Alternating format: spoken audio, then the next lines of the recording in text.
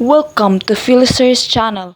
Constructivism is an important learning theory that educators use to help their students learn. Constructivism is based on the idea that people actively construct or make their own knowledge, and that reality is determined by your experiences as a learner.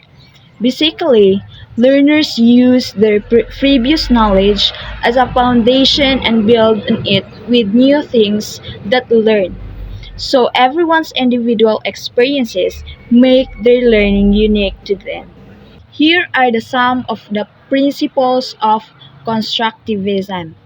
There are many specific elements and principles of constructivism that shape the way the theory works and applies to students.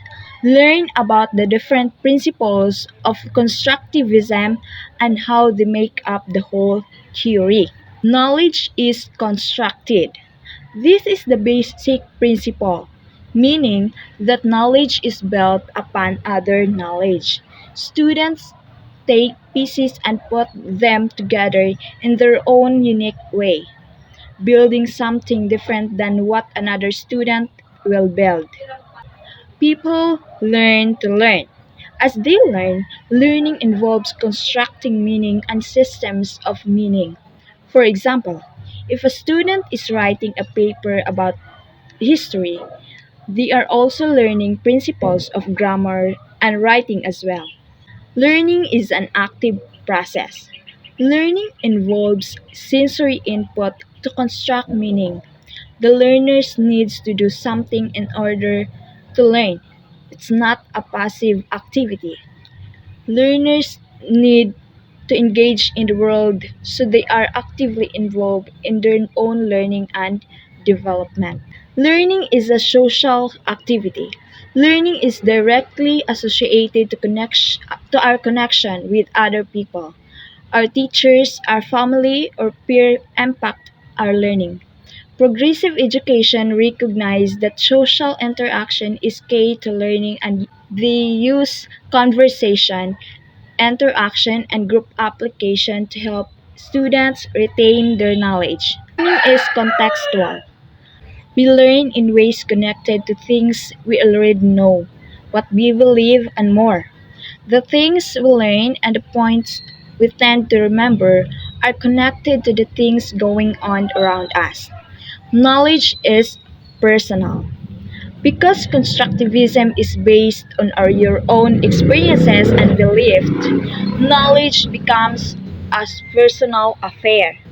Each person will have their own prior knowledge and experiences to bring to the table. Learning exists in the mind. Engaging the mind is key to successful learning.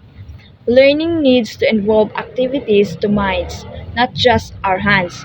Mental experiences are needed for retaining knowledge.